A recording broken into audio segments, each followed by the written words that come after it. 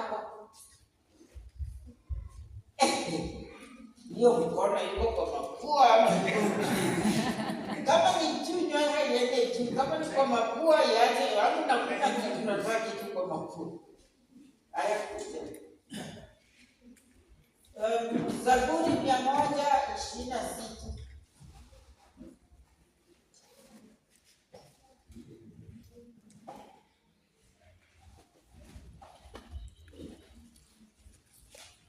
Sasa wote simamia kitu. Haya, utasoma nini? Endelea.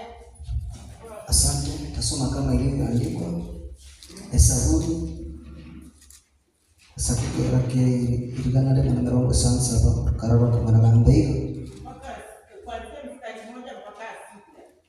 agambika hano monene aringiri puya iriega ya Sayuni ntobae keba no tokorota ayo neho totondokere goseka ntoriri atere komeboko abantu bichihama tichinde abo bakagambeiga umunene abakoreye amangana manene umahene umunene natukoreye amangana amanene tobokere kimwe we umunene tuiringia poya iriega ryeito kiemegerage negebu bano bakugusura ku maisori baragesa kuimigunio kumuigwano bano bakuya kubusura barakura bararinge komegoko baitwekere irigesa. Amen. Amen.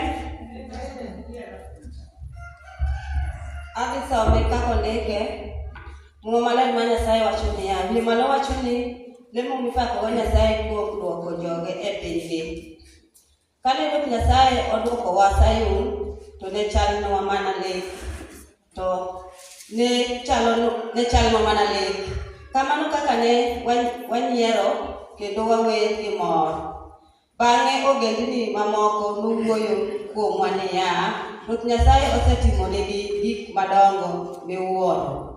Adier Nyasaye timonwa gik madongo miwuoro kendo mano kaka ne wabedo mamor.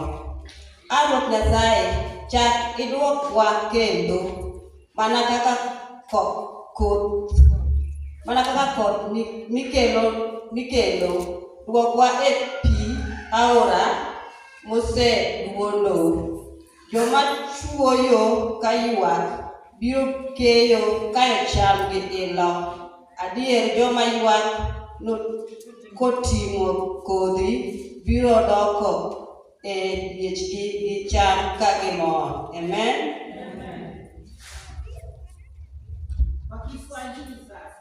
Nitasoma jinsi ilivyoandikwa. Bwana alipowarejesha mateka Sayuni, tulikuwa kama watu walioota ndoto. Vinywa vyetu vilijaa kicheko, ndimi zetu zilijaa nyimbo za shangwe. Ndipo iliposemwa miongoni mwa mataifa, Bwana amewatendea mambo makuu. Bwana ametutendea mambo makuu, nasi tumejaa furaha. Ee Bwana, turejeshee watu wetu waliotekwa, kama vijito katika Negebu. Wapandao kwa machozi watavuna kwa nyimbo za shangwe. Yeye azichukuaye mbegu zake kwenda kupanda, huku akilia, atarudi kwa nyimbo za shangwe, akichukua miganda ya mavuno yake. Mbarikiwe. When the Lord turned again the captivity of Zion, we were like them that dream. Then was our mouth filled with laughter and our tongues with singing. Then says they among the heathen, the Lord hath done great things for them. The Lord hath done a great thing for us, wherefore we are glad. Turn again captivity, O Lord, as the stream in the south. They that sow in tears shall reap in joy. He that goeth forth and weep, bearing a precious shield, shall doubtless come against with a rejoice. bringing his shafts with him. Amen.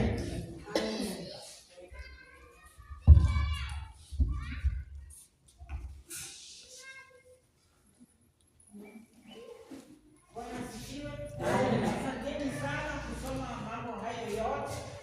Na hiyo kwanza tulipokuwa tunaimba, mimi nilikuwa naimba kwa sababu nashukuru Mungu amefikisha siku hii, imefika siku hii ya leo. Sikujua itafika, na kuna wengine wamekuwa kiombea huu mkutano, ndio mchungaji Kika ndiye anza kuniambia mambo huu mkutano. Nafikiri wazee jana, kama si jana ilikuwa mwezi wa 4. Ilikuwa mwezi gani? Mwezi wa 4. Sasa mimi tangu nizaliwe sijaalikwa miezi mingi mbele ya mkutano na mnajua, nikashangaa huko ni mbali sana.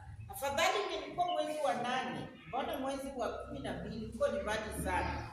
Lakini nikamwambia nikumbusha, akanikumbusha. Bwana asifiwe. Kwa hivyo nimekuja hapa nikijua Mungu anataka kutane nasi. Anataka tuponye, anataka tusaidie. Na wakati tunamsifu, sifa zake zikiingia kati yetu, watu wanaanza kuponywa, watu wanaanza kufunguka mioyo yao yote. Kwa hivyo wakati umetoka Sayuni, manake umekuja Sayuni, umetoka nchi ya wale walikuwa kwa nchi ambayo inaitwa nchi ambayo ilikuwa imeharibiwa, nchi ambayo ilikuwa imejaa na dhambi, nchi ambayo walikuwa watumwa. Lakini wewe ukiwa Mkristo umetoka pale, umekuja Sayuni, umekuja kwa uwepo wa Bwana, umekuja pale ambapo unafurahi kwa sababu anashughulika na shida zako. Bwana asifiwe. Yeye ni Mungu wa ajabu, yeye ni Mungu asiyechagua, yeye ni Mungu ambaye hata uvae nguo nusu, uvae viatu, usivae viatu, alikuumba, anakupenda jinsi ulivyo na uliumbwa kwa mfano wake. Bwana asifiwe. Hivi vitu vyote vya hapa duniani vitapita, lakini neno lake bado litasimama. Bwana asifiwe. Lazima tusimame kwa neno lake. Lazima tujue kwamba tukishatolewa pale kwa dhambi, tuwe watakatifu, tufanye vitu vya kimungu, tuache vitu ambavyo vinatusumbua moyoni. Vingine ni vigumu kuacha, yenye umeshindwa kuacha, ambia Mungu akusaidie kuacha. Bwana asifiwe. Ukishindwa, ukiomba mpaka unashindwa kufikisha maombi sehemu fulani ambayo unataka ifike, ambia Mungu mimi siwezi kufika pale, lakini wewe unafika pale. Katika jina la Yesu tuna uwezo wa kuvunja ngome za shetani. Na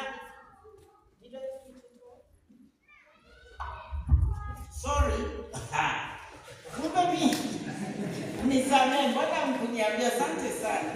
Mimi ndio nilianza kucheza na yeye. Anyway, sasa ni lazima ujifunze kuwa mshindi, kwa sababu wewe ni mshindi kupitia yule anayekutia nguvu. Bwana asifiwe. Na hizo nguvu ndio tunatembea nazo. Nilitumia tu hawa watu wachache waliokuja hapa kama mfano sana, yule aliyepokea thermos na yule aliyepokea sufuria na wale wote waliopokea chochote walichopokea, kama walikipokea na moyo wote sawa. Wamekuwa wakifanya kazi kabisa. Wengine nimeona wakifanya kazi kwa bidii, wengine hatujaona vile wanafanya kazi, lakini Mungu amekuwa akiwaangalia. Kuna nyimbo nyingine nasema saa zingine Mungu akietie ule uko juu mbinguni hutuangalia, anajua moyo wetu, anajua ni mahitaji gani tulio nayo na anashughulika nazo. Na saa zingine hata kuna vitu vingine tunataka sana, lakini hata kabla tujaomba Mungu anajibu. Bwana sifiwe. Kwa hivyo naomba kwamba ukitoka hapa Mungu akutane na shida yako na hitaji lako. Pengine wewe ni mtoto wa shule. Nilipokuwa kwa gari leo asubuhi nimesikia siku hizi kuna hata kwa mtandaoni watoto wanaangalia ngono za bunduki.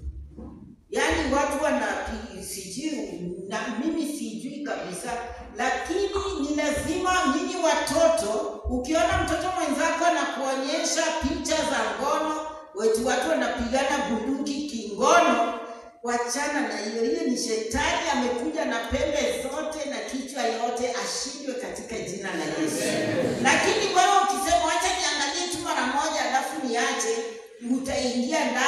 hautatoka ndani, alafu mapepo yote yanaanza kukujaa. Bwana asifiwe. Lakini chochote kikija kwako, unaweza kusema katika jina la Yesu, pepo ishinde. Saa zingine unaweza kumelala usiku, unaota unaona nyama mbichi, ama ni samaki mbichi, ama unaona nyoka. Ujue hizo vitu, ama saa zingine ni kama unaogelea kwa maji mengi. Ujue hiyo ni onyo kutoka kwa Mungu kwamba kuna shida iko mbele. Mungu anataka uombe kinyume ya mabaya yote ambayo yanataka yatokee, na wewe una uwezo wa kuzuia hayo kwa maombi yako. Bwana asifiwe. Ni vizuri kuja mchungaji akuombee, lakini mara nyingi ni lazima wewe mwenyewe uombe. Omba kila mara, omba kila siku, omba kila dakika. Mimi mtu aliniuliza, unaomba mara ngapi kwa siku? Wengine wakasema mara 5. Mimi naomba kila wakati. Ukishapata Yesu ni kama jinsi unapumua hewa. Unapumua nje na ndani, nje na ndani. Bwana asifiwe. Unapumua hewa ya Yesu ndani na mabaya yanatoka. Bwana asifiwe. Kwa hivyo sisi ni washindi kupitia yule anayetutia nini? Nguvu. Na ushindi huo ni wako, ushindi huo ni wa hata mtoto. Niliwaambia juzi nilipokuwa hapa, nilianza kuhubiri nikiwa mtoto mdogo. Ona wengine wamelala, waamshe, najua wamechoka. Usiwasukume mpaka waanguke waingie dhambini. Na usiwachune tafadhali. Kuna kanisa lingine nilienda, kama mtu analala unachunwa, uamke. Bwana asifiwe. Na pia Mungu nisaidie nisiendelee sana, kwa sababu nikiendelea sana watu wanaanza kusinzia. Wengine wamekuja hapa watakuwa wamebeba godoro kubwa kubwa ya kulala. Kwa kanisa letu kulikuweko mmoja mama, alikuwa anakuja yakiingia tu ni usingizi. Analala mpaka anamorota, mpaka washirika wanaanza kucheka. Lakini yeye alikuwa ni mgonjwa, sio kwamba alikuwa mzima. Kwa hivyo wewe mtu ndiye mzima, ukiona usingizi umezidi, toka nje alafu rudi. Bwana asifiwe. Ama jaribu, ama usimame alafu kae. Sitakuuliza umesimama kwa nini, nitakuelewa. Kuna wengine pengine mliendelea na mkutano usiku kucha ama muda mrefu, ama unapanga vile watu watakaa. Kwa hivyo ukija kukaa kidogo unapata usingizi umepotea na wewe. Kuna sababu nyingi za usingizi. Na kuna usingizi mwingine ambao mwovu huingia kanisani, anaanza kuwawekea watu usingizi hata kama hawataki kulala. Bwana asifiwe. Sasa mimi nawaambia tu kwamba usichoke. Nataka niwatie moyo kwa kazi ya Bwana. Usichoke kufanya kazi ya Bwana. Usichoke. Kama umesikia mchungaji anasema hamjakuwa na madhehebu mengi sana, lakini ombea mioyo watu waje kwa Bwana. Sasa nyinyi washirika, nyinyi ni kondoo ya Yesu ama nyinyi ni watu gani? Nyinyi kondoo wa Yesu. Na kondoo inazaa kondoo ama kondoo inazaa mbuzi? Kondoo inazaa kondoo. Ndipo nyinyi washirika, ni kazi yenu kuhakikisha kwamba mnawatia watu moyo waje kanisani.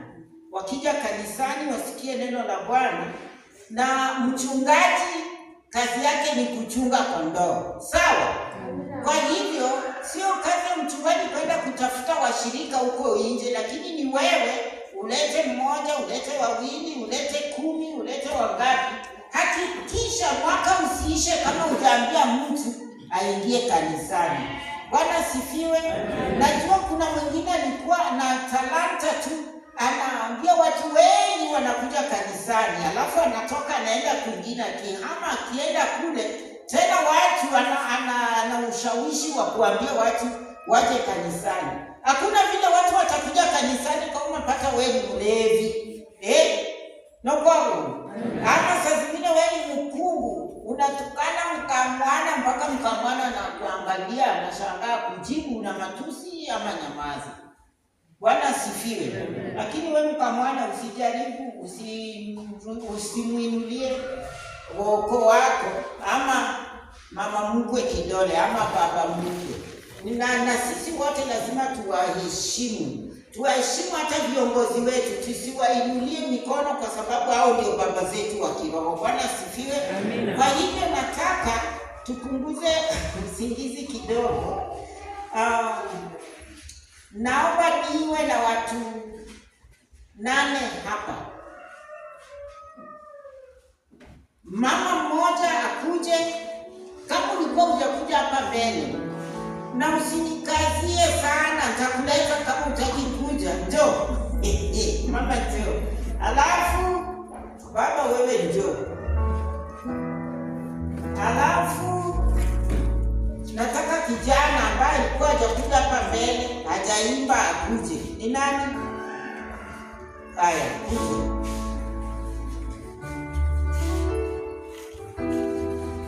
Au ni wangapi? Au watatu? Haya, nataka balance. Nataka msichana wa kike, kijana wa kike aje. Haya, wewe wa yellow kuja.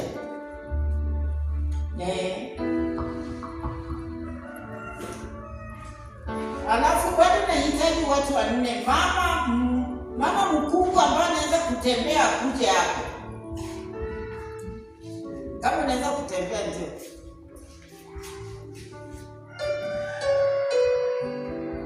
Haya, sasa hao ni 3, bado tunahitaji wangapi? 5, tunahitaji wengine. Kanyuka. Hao ni 6. Haya, nitakuita uje, mchungaji. Nenda pale. Hapo tuna wandugu 7. Njoo mama. Nenda pale. Bora mwachane nafasi ya kutosha. Na wapa kazi ya kufanya. Na hii ni kutusaidia tusilale. Bwana asifiwe. Wa mama msilale.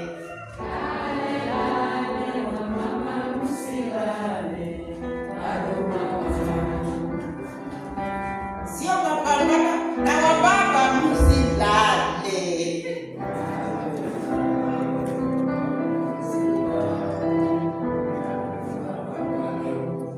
Mapambano ya kiroho, sio mapambano ya kisiasa. Mapambano ya kisiasa maana wanataka wakupe matunguru kama huna pesa hutaki kupambana, lakini tupambane kiroho. Bwana asifiwe. Hao ni watu wangapi? 8. Haya. Wewe nitataka uwe hapa. Sijui wewe ndio hapa. Alafu nitakuomba uwe namba 2. Wewe sogea tu.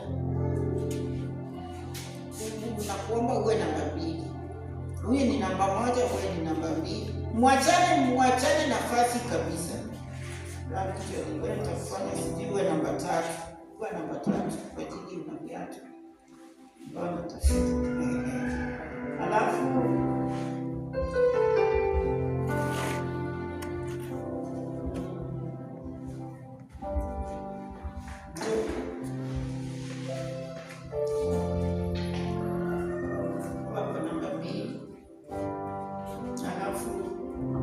wewe sasa utarudi kabisa, rudi mpaka huko mkuu. Enda mpaka huko mwisho.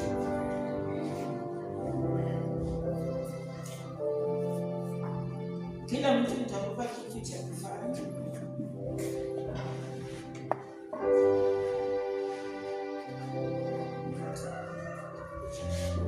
Wacha kwenye hii helmet.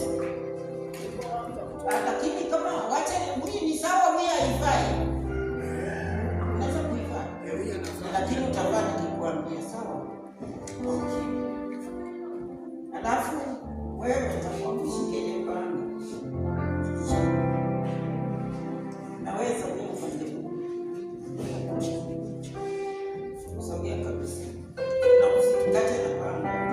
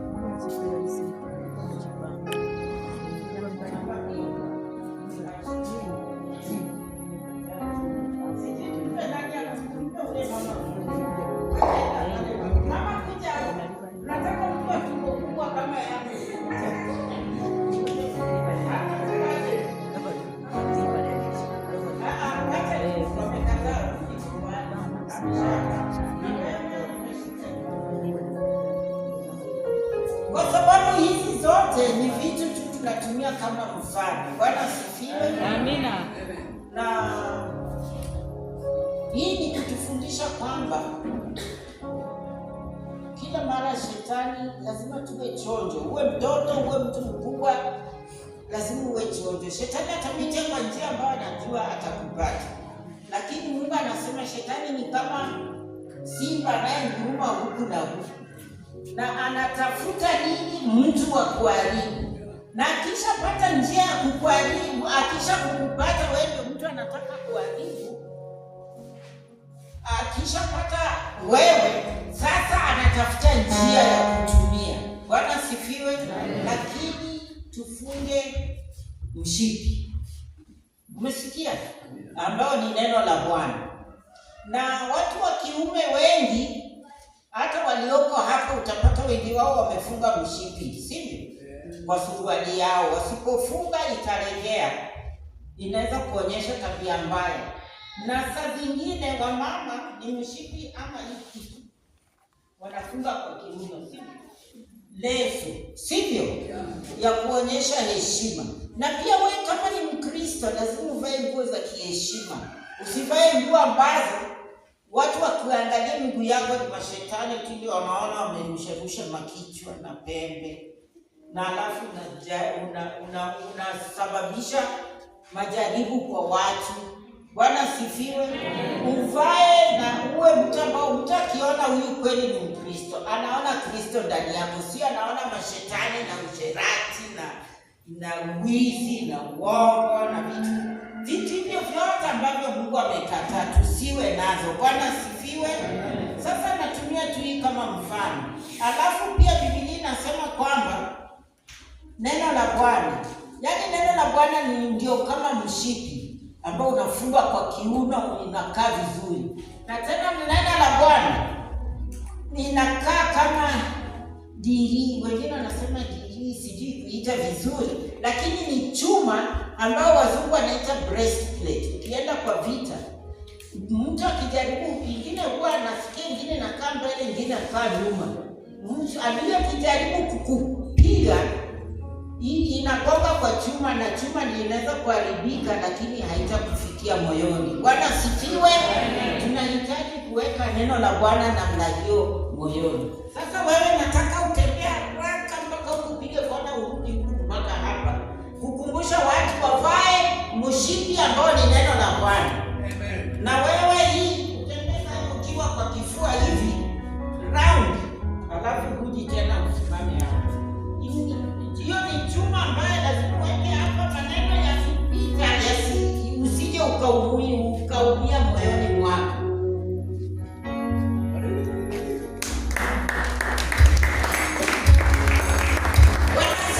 Hiyo chuma inazuia hata wengine mkipata nafasi ya break ukigonga utapata kwamba inazuia mengi sana. Ili isije mtu akijaribu na panga haitapita, akijaribu na mkisu haitapita. Bwana sifiwe. Akijaribu aina yoyote, hata kama ni risasi, sio risasi ndio itaharibikia hapo, lakini haitapita hiyo. Neno la Bwana ukiwa nalo moyoni mwako, hakuna silaha yeyote itainuka juu yako ambayo itafaulu. Bwana sifiwe. Kwa hivyo tushikilie neno la Bwana. Kama kweli Bwana ametutoa huko huko Babiloni kwa dhambi, tumeingia Sayuni, tumeingia pale ambapo uwepo wa Yesu, tuko kwa furaha ya Yesu. Ni lazima tukae chonjo, kwa sababu adui anatafuta njia. Kama ni wewe atakupata, ama huyu dada ama nani, basi akijua nimempata huyu dada, basi ni njia gani nitafuatia asikupate kwa njia yoyote. Na ili umzuie shetani asipate kwa njia yoyote, ni lazima tusome nini? Bwana sifiwe. Ukisoma neno nasema simama imara, jilinde neno lake Bwana imara, kesha kila siku ombe utasimama. Bwana sifiwe. Mara nyingi ni lazima wewe uzame katika neno, ndio utaendelea vizuri maishani. Halafu tena wanasema kwamba amebarikiwa yule ambaye miguu yake inapeleka habari njema popote aendapo. Usiwe mtu ambaye yaani ukitembea naona viatu vizuri sana vya kutembea. Tembea na mpaka huko sema Yesu ni Bwana. Haleluya. Ubiri ukitembea utasumacha. Ongea.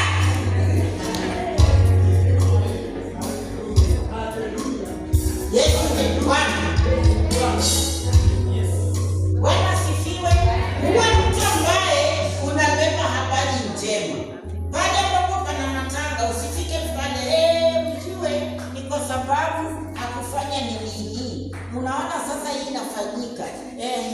Huyu naye wakichinja nyama wewe unapotelea na ingine huko kichakani. Tena ile imepigwa unarudi unapakua unapotea naye. Watu wakiambiwa wakuje kwa laini unaleta familia yote kwa laini. Wakishapanga wamekamuliwa hawakuli wanaenda wanaficha huko kwa kichaka wanarudi tena na saa nyingine kwa laini. Hiyo sio Yesu. Bwana asifiwe. Ama ukiwa na miguu mibaya unapeleka habari mbaya. Kila siku wewe unapenda tu kwenda kwa miji ya wenyewe kusengenya wenzako. Ama ukiwa kazini ni kusengenya tu wenzako, kutafuta tu ubaya kwa watu. Alafu unapata umekana usengenya. Unasikia nani? Niambie. Niambie nisikie.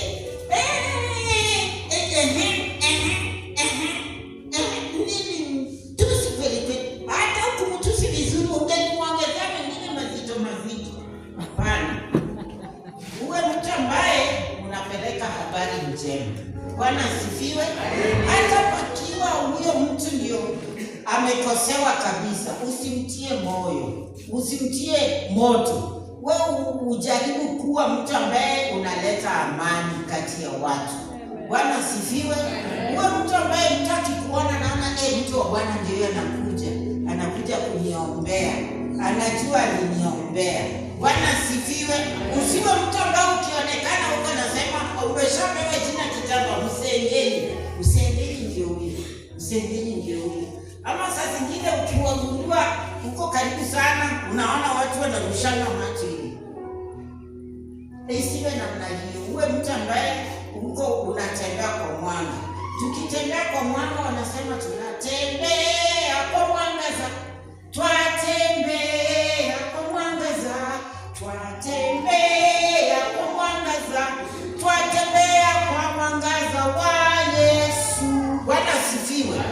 Usiwe mtu ambaye unapenda kuiba wanawake wa watu au unaiba wazee wa watu. Uwe mtu ambaye kazi yako ni kuleta habari njema. Kwa sababu hivyo basi umebarikiwa ukipeleka habari njema. Kwa sababu inaleta urejesho kwa maisha ya watu. Inaleta ufanisi kwa maisha ya watu. Unakuwa mfano, unakuwa kielelezo kizuri. Hivyo ndio ukiambia mtu njoo twende kanisani, atataka uje kanisani. Lakini hatataka aje kanisani kama wewe mwenyewe una vituko. Kama umeenda kulima kwa shamba, unapiga ng'ombe, unamuita nyambeleto ama nyambeleto. Alafu unatusa nyambeleto na tusi mbaya sana. Na hadi umeokoka na watu wanakusikia. Hivyo sio vizuri. Wewe bariki nyambeleto umsifu kabisa. Unamshukuru Mungu kwa huyo nyambeleto. Nyambara nini nyeupe. Hiyo ng'ombe nyeupe. Na Wamasai sijui unatumia jina gani. Unasifu hiyo ng'ombe kwa sababu Mungu amekupa ikubariki, ikusaidie shambani, ikusaidie na maziwa, pengine una school fees, wewe uniuze. Lakini ukimtusi vitu mbaya inaweza kufanyika hata nyambara hiyo inaweza kupiga teke. Siku na ng'ombe zingine mmesikia zimepiga wenyewe teke. Kama hata iwe ni unga ama paka ama nini, kama unakaa vizuri nayo inajua. Na kama hauipendi, siku ingine na kupima tu na kurushia yake. Bwana asifiwe. Kwa hivyo tushukuru Mungu hata kwa nazo nyumbani. Sijui huko Masaini ng'ombe inacheka saa hii ama bado? Tuambie. Waambie. Ng'ombe inacheka ama namna gani? Haya, waambie. Hapana, ng'ombe haicheki. Kwa nini? Bwana asifiwe. Sababu ni kwamba wanasema wakati ng'ombe inacheka ni saa ile inapata nyasi nzuri inakula, lakini kama kuna kiangazi, hakuna maji, ng'ombe haina furaha. Hapa tunasema tu ng'ombe haina, yaani ng'ombe inaumia. Nyinyi hata msemi ng'ombe inacheka, lakini wakati ng'ombe Masaini imefurahi, inakula vizuri, hakuna kiangaza, hivyo ng'ombe inacheka, yaani ng'ombe imefurahi. Hata wenye ng'ombe wanafurahi, kila kitu kiko sawa. Tuombe Mungu alete mvua ili mifugo zetu hata hapa nyumbani, sio lazima tuwe Masaini, kwa sababu hata Ukuriani inafaa ng'ombe zetu zicheke, sivyo? Kwa staili yetu ya Kikuria, ng'ombe ziwe na furaha, yaani ng'ombe zinenepe, zionekane smart, lakini kama kuna chakula haiwezekani. Kwa hivyo tuombe kila kitu Mungu alichotupea. Bwana asifiwe. Na tuziheshimu, tuzitumie kwa njia nzuri. Tusitumie mifugo zetu kupeleka kwa waganga. Hapana. Bwana asifiwe. Alafu vile wewe mtu wa kupeleka habari njema, alafu tena tunaambiwa kwamba neno la Bwana ni kama nini? Ngao. Nataka ujue ngao ukiwa nayo kuja hapa. Nataka utembee round.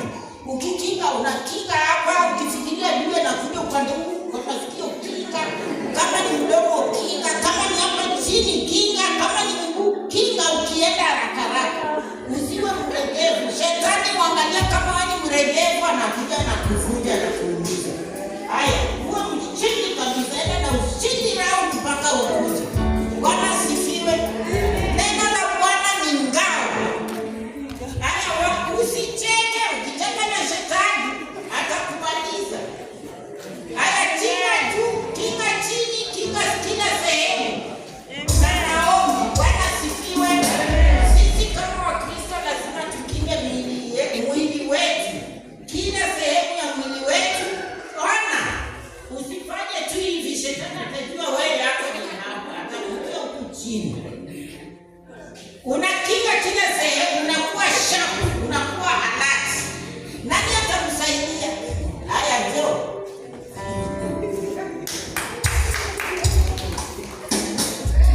Endelea. Kila sehemu. Bwana asifiwe. Kwa sababu shetani akiona atakupata kwa miguu, anakuja kwa kichwa. Ukikinga kichwa, anarudi chini. Ukija chini, anakuja juu. Kwa hivyo neno la Bwana ni ngao ambayo ni lazima tuwe nayo. Bwana asifiwe. Tena neno la Bwana ni kama chepeo ama helmet. Helmet, ukivaa helmet, watu wengi huvaa helmet, watu ambao wako kwa pikipiki, sivyo? Na inafanya nini? Wanavaa tu waonekane maridadi, wanakimbia mingi ama nini? Inazuia nini? Asiumie kichwa. Na ujue kichwa imebeba nini? Imebeba ubongo, umebeba macho, imebeba masikio, mdomo, mapua, kila kitu. Haya, imebeba nini? Ama kama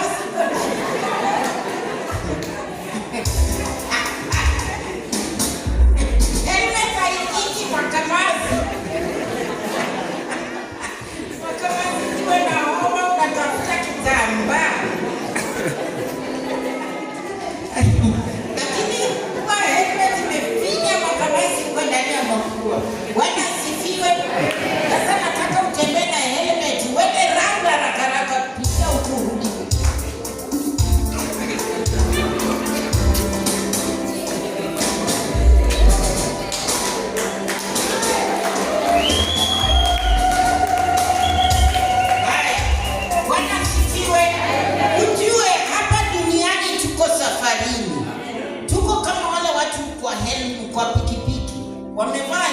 wanaenda sehemu. Nasi pia helmet yetu ni wokovu. Ukivaa wokovu utakinga vitu vingi. Ukiona kitu ambacho ni kibaya utajifanya ni haujaona na hasira itakuingia. Na ukisikia vitu vibaya juu yako ama juu ya watu fulani utajidanganya ni kama hujasikia, ndipo ufaulu. Lakini ukitaka kusikia kila kitu, unataka uone kila kitu, utaumia. Bwana asifiwe. Lakini ukivaa helmet ambayo ni wokovu, maana yake ni lazima tuokoke, ndio haya maneno yatatusaidia. Bwana asifiwe. Watoto kwa wakubwa, inawezekana hata mtoto mdogo kumpokea Yesu. Bwana asifiwe. Na pia hii helmet mnaona ina glasi hapa mbele. Hiyo kitu ya glasi mnaiona hii nyeupe. Pale nimeweka kidole changu, unaiona? Hiyo inazuia vitu vingi. Ukivaa wokovu, hata ukiona usherati, hutavutiwa kwenda huko, kwa sababu helmet ya Yesu ambayo ni neno la Yesu limekufunika. Bwana asifiwe. Vitu ambavyo hauwezi, wokovu inaweza kufunikia. Na ili ueneze wokovu, uendelee kwa maisha yako, hizo vitu zote lazima zipate kwa Biblia. Kwa hivyo lazima uwe mtu ambaye unaweza kusoma kwa mwaka Biblia kuanzia Mwanzo hadi Ufunuo. Wengine wanarudia hata mara 3. Uwe na moyo wa kusoma, na ukishajua neno la Bwana utasimama imara. Adui akija atapata umejikinga. Bwana asifiwe. Kenya tuna wanajeshi, nchi nyingi, ni nchi chache sana ndio hawana wanajeshi. Kama Uswisi hawana wanajeshi, lakini nchi zote karibu kote duniani kuna wanajeshi. Na kazi ya wanajeshi, hawakai tu wakila nyama choma, wananenepa, wanakula blueband na mkate. Hapana, kila mara wako mazoezini, wanafanya mazoezi ili vita ikitokea wako tayari kwenda. Bwana asifiwe. Nasi mazoezi yetu ni neno la Bwana, ndipo tutafurahia kutoka dhambini, ndipo tutafurahia pale Mungu ametuweka, ndipo watu watasema yule binti kweli ameokoka. Ule mkungu, ule ukimwona umeona Yesu. Bwana asifiwe. Hivyo tutakuwa tumemuinua juu. Huyu mchungaji, huyo kweli ni mchungaji. Lakini kuna wachungaji wengine akiwa kanisani yuko sawa, lakini akifika nyumbani matusi, ana shida na jirani. Kuna majirani wengine anaweza kukusumbua mchungaji, lakini wewe una kinga ya kipekee. Una maneno ambayo Yesu atakinga, maneno ambayo unafaa umtamkie. Kama hauna, ni heri nyamaze kuliko kutamka maneno ambayo yatashusha jina la Yesu chini. Bwana asifiwe. Na tuwe Wakristo hapa na hata nyumbani, hata kwa miji zetu, hata tukiwa kazini, hata tukiwa kwa biashara. Usiwe mtu ambaye saidia mtu anauziwa kitu, yeye ni jirani wako, unaona vibaya kabisa. Ukiulizwa hii pesa ngapi, kwa sababu hakuuliza yako na kataza kujibu, hapana. Wewe jibu, na pengine ule mtu atanunua hizo vitu, na kwa sababu ulikuwa mzuri sana kwa mwenzako ambaye hakuwepo, anaweza kuamua hata kununua zaidi kutoka kwako. Na asipokununua, kuna mwingine atakuja atanunua vitu vyako ambavyo vitakusaidia, utapata faida kubwa sana. Kama sivyo, Mungu atakuwekea kinga huko nyumbani. Kama sivyo, utapata Mungu amefunika. Pengine mtu amekuletea zawadi, mtu amekuletea chakula ulikuwa hauna, na hata kama ungeuza ile vitu ulikuwa nayo sokoni, haungekuwa na pesa ya kununua hizo vitu zote. Kwa hiyo Mungu hubariki na anabariki kweli. Bwana asifiwe. Alafu sasa nini, sogea mbali nyinyi wawili kabisa, na wewe sogea mbali tu, mwache huyu mwananchi peke yake, nikuonyeshe vile utaenda. Ukienda tu huku unaenda hivi usikaribie mtu, watu watashtuka, watafikiri unataka kuenda na nyama yao kidogo. Yaani shetani, neno la Mungu ni kama upanga, ninakata vitu mbalimbali, inatoa vitu ambavyo havifai viwe kwa maisha yako. Bwana asifiwe. Kwa hivyo wewe tumia hii kwa utaratibu tu, uende round ama uwe tu hapo, watu wasishtuke. Haya, sogea mbali wewe kidogo, na nyinyi sogea huko, na usimamia hapa wewe, lakini uirushe kwa njia ambayo haukati, inaenda kutereza, inaenda katumizia bisho kwa pala tutatu kana juu. Pale ambapo kuna kitu nataka Yesu arekebishe, maneno ya Mungu yatarekebisha. Ukisoma neno la Bwana ni kama upanga unaokata pande zote. Bwana asifiwe. Iwe juu, chini, wapi, uwe tayari kumweka yule adui akae mbali na wewe. Kwa hivyo hata kinguruma akikutafuta asikupate. Bwana asifiwe. Na mwishowe tunaambiwa kwamba, asante sana, iweke huko nyuma. Na mwishowe tunaambiwa kwamba, ni wawili sogeni hapo, tuombeane. Tuombee wenzetu. Wamama ombeeni wamama wenzenu na wadada wenzenu. Wandugu ombeeni wandugu wenzenu na watoto wa kiume wenzenu. Sasa wewe nataka uombee ndugu zote walio hapa na watoto wa kiume wenyewe na wazee. Bora tu ni mtu wa kiume. Na wewe uje kwa hii laini. Uombe ukienda uko na nguvu. Katika jina la Yesu naombea wakuu, bonzwi, wamama, wasichana, warembo, nini wapate Yesu. Haya, wapi spika wengine waombe tusikie vile wanaongea na Yesu.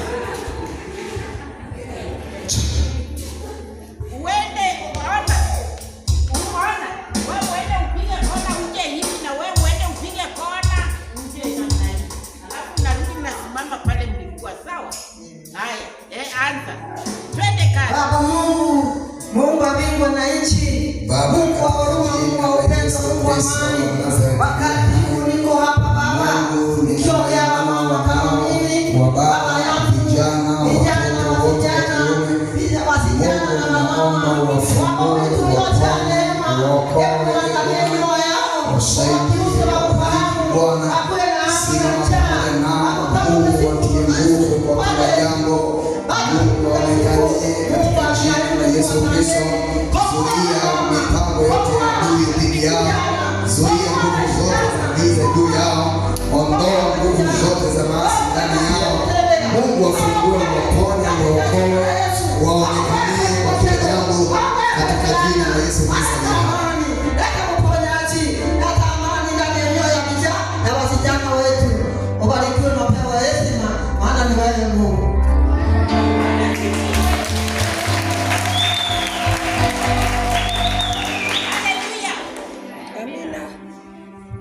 Bwana asifiwe.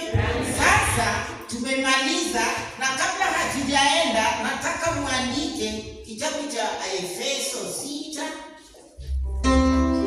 mstari wa 10 hadi 18. Wewe usimame pale na fao usimame. Hamtamaliza kazi hii. Bwana asifiwe. Efeso 6 kuanzia mstari wa 10 hadi 18. Nani ana nafasi ya kusoma? Dada, ukisoma vizuri sana. Yuko hapo ametoka. Uko wapi? Ameondoka. Kuna mwingine anaweza kusoma kwa Kiswahili? Hakuna. Mkuria atusomeki. Wangapi wanataka, kwa sababu naambia Biblia ukisoma kwa Kikuria unakisikia kuyakimu timu. Nani anataka wasome kwa Kikuria asikie? Hakuna hapa. Wiko. Nani atasoma Kikuria? Ama ametoka. Soma Kikuria. Alafu mtu wa Kiswahili nani atatusomea Kiswahili? Ama hata tusiposoma mmepata hiyo habari, sawa? Ya hayo maneno yote tumekuwa tukisema ninatoka kwa Efeso 6 mstari wa 10 mpaka 18. Nataka tuwasome kwa Kikuyu, Wakuyu waisikie kabisa. Bwana asifiwe. Alafu baada ya hiyo tunaenda kupumzika, najua mmechoka. Na baada ya kupumzika tu kidogo tunaanza maombi. Na tukiomba ujitayarishe, mwambie Mungu ni shida gani unayo, ugonjwa gani ulio nayo, na Mungu atajibu. Sio mimi, Mungu ndiye anajibu. Bwana asifiwe. Hivi ni lunch time, is it? Mchungaji, is it lunch time? How many more minutes?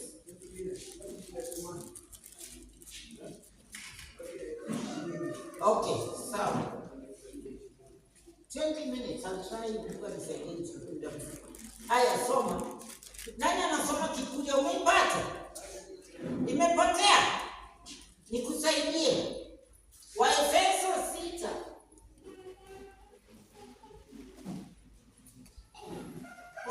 Nikusaidie.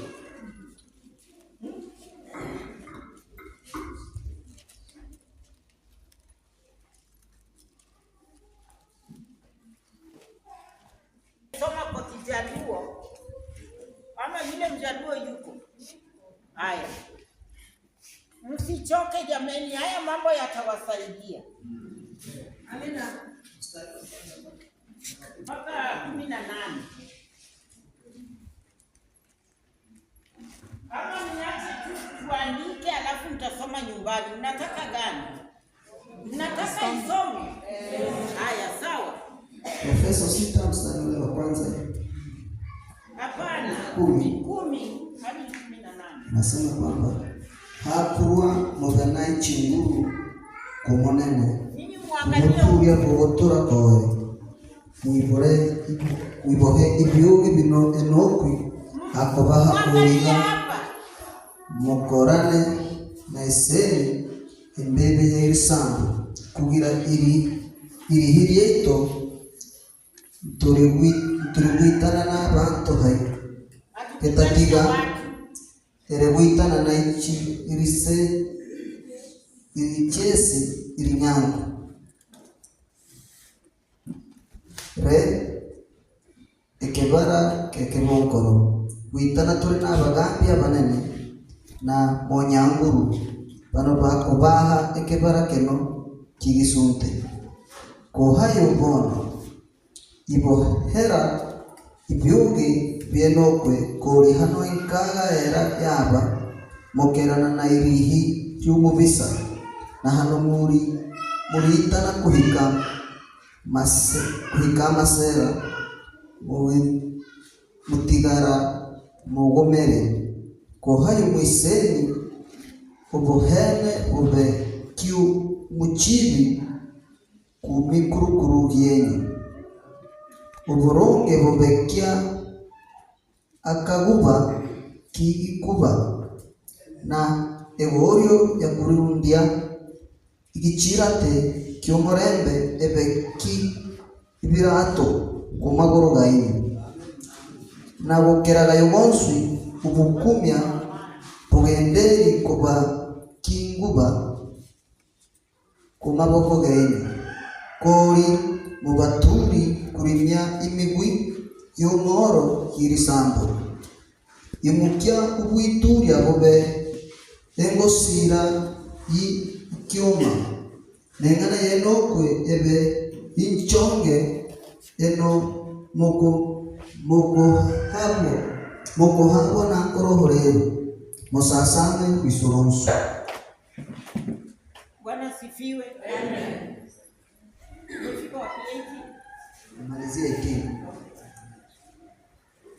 nagosaba ubuturya bubenokwe boe nagosaba ubuturya bubenokwe mosasame bisoronswi uchinguru chankoro mutakarosa msichoke ikuhira y'abantu bonswi bienokwe. Bwana sifiwe. Amen. Uwe mshiki na uwe na kinga kwa moyo wako, ili adui akija, mtu akikurushia maneno mazito mazito yasipate njia ya kupita. Na ukiwa mtu wa amani wa kupeleka habari njema, hutakuwa mtu ambaye ukienda sehemu mimi ndio nilimuona.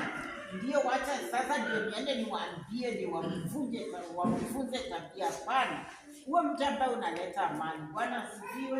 Na pia huo mtu ambaye hata mtu akisema nini juu yako, weka silaha ambayo ni neno la Bwana. Nikikukinga, nitakukinga sawa kweli. Kuna mabaya tunaweza kutupitia. Wengine wanaweza kutufanyia mabaya sana. Sijui ile kitu imeenda wapi. Wengine wanaweza wakatufanyia mabaya hata mambo mengine ambayo ni magumu. Mengine ambayo ni magumu wacha Yesu akubebe. Bwana asifiwe. Mazito wacha bebe. Hata nyepesi wacha bebe. Sisi hatuna nguvu. Bwana asifiwe. Kwa hivyo, pengine mtu alikukwaza. Pengine mtu ameshakufanyia maneno mazito. Umeamua kanisa wakae na hiyo kanisa yao. Hiyo ni adui ametafuta njia ya kukupata na amekupata wewe. Kwanza alikuwa anakutafuta, amekupata. Ametafuta njia ya kukutoa sasa kanisani. Bwana asifiwe. Maneno mazito yasikutoe kanisani. Lakini uombe, kama mnaweza kurajiana, muongee kuhusu hiyo shida. Kama iwezekani uombe, alafu ambie mchungaji kama anaweza kuwapatanisha afanye hivyo. Na wewe pia pale kuna vita, uwe mpatanishi. Afadhali unyamaze kuliko kuchochea. Bwana sifiwe. Na Mungu atatubariki kweli. Na pia macho yako. Siku hizi hapa Kenya wanasema eti my dress my choice. Kwa hivyo wanawake wanaamua kuvaa nguo zingine fupi.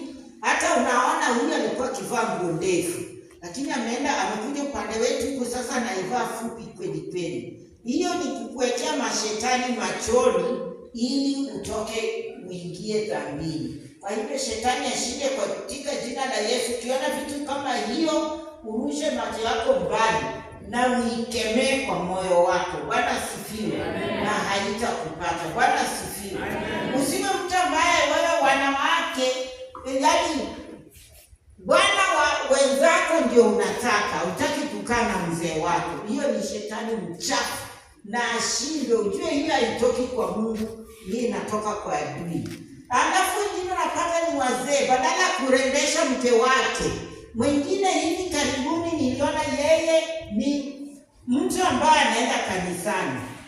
Na kuna huyu mwanamke ambaye alifiwa mjane. Sasa yeye anaenda anafanyia huyu mwanamke shopping, anampeleka kwa supermarket. Anamfanyia shopping, akamwambia chagua vitu vya 10,000. Na yule mwanamke naye akachagua vitu 13,000. Huyo mtu wa Mungu akatoa hiyo pesa yote, lakini akachukua shopping ya kwake, toilet paper moja, sijui na sukari ama toilet paper pekee. Usiwe mtu ambaye unafanya misingi mbaya huko nje na kwako nyumbani kunaharibika. Mungu amekupa mji ule umtengeneze. Kwa hivyo umtengeneze, usitumie pesa za nyumba yako kulisha nyumba zingine, kulisha usherati, kulisha dhambi.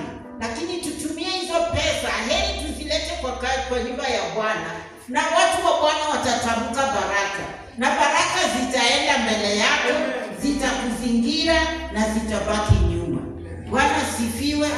Kwa hivyo mimi sisemi kwamba nawaingilia ninyi wazee, lakini mimi nawaambia tu vitu ambavyo vinafanyika. Usije ukapatikana pale. Hizi ni vitu ambavyo mitego ambayo shetani anatuwekea. Bwana sifiwe. Alafu ya mwisho ni nani? Sasa katika wokovu uwe chonjo.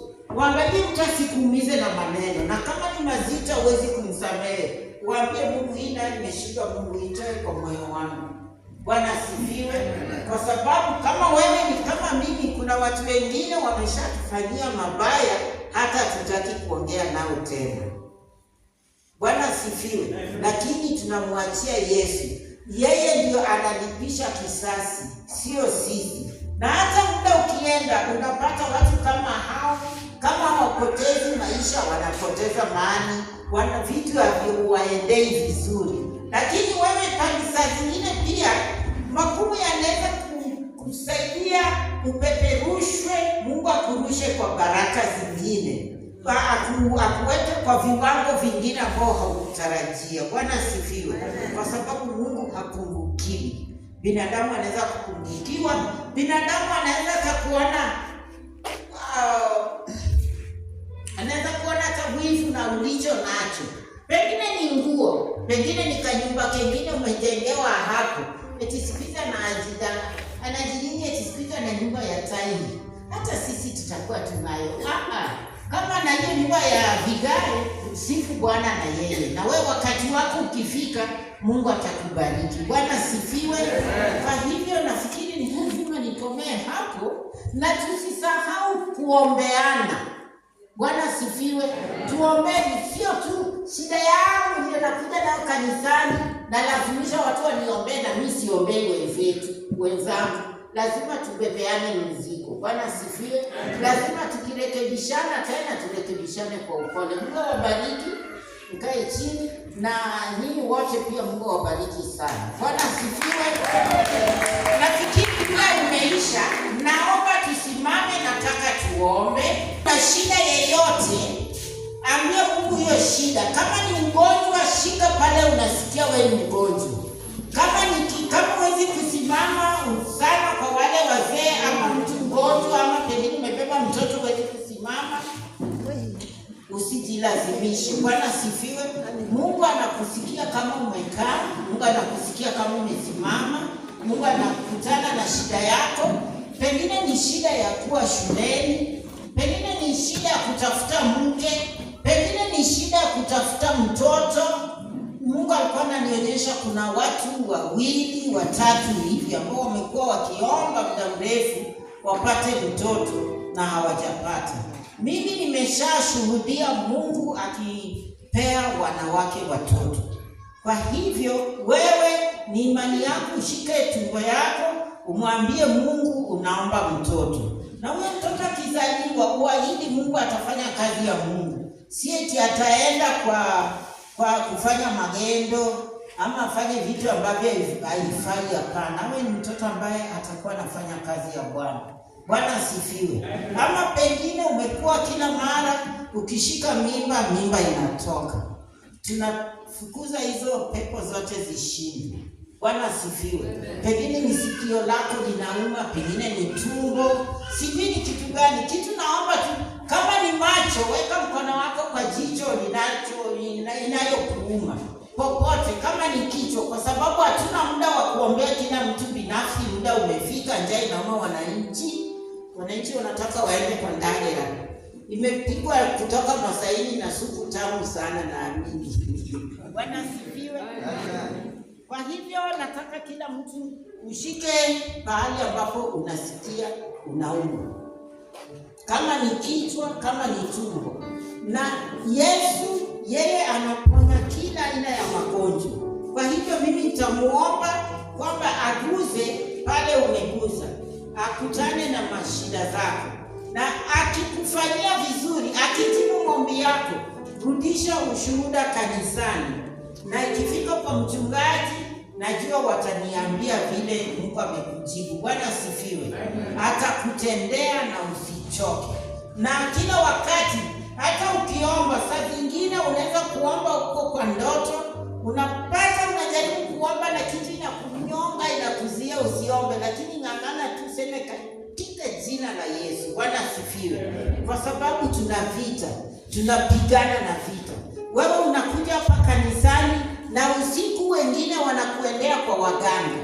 Lakini kama uko kwa maombi, unapigana na nguvu hizo kupitia kwa jina la Yesu. Yesu anakushindia hizo vita. Bwana sifiwe. Haya, tuinue mikono yetu juu. Wenyewe wanaweza kuinua mkono na wenyewe wanaweza kushika popote wanaposikia ni wagonjwa, ama pengine mgonjwa wako yuko nyumbani, tunamtuma Yesu pale kwa sababu yeye anaponya magonjwa yote. Na hata siku za kale alifanya hivyo na sasa hivi bado anafanya. Asante Yesu kwa sababu unaguza watu wako sasa. Ninaomba kwamba uguze kila mtu. Ukutane na kila mtu kufika kulingana na shida yake aliyo nayo. Kama ni uponyaji anahitaji mpe uponyaji. Kama ni uponyaji wa kimwili, mponye Bwana. Kama ni uponyaji wa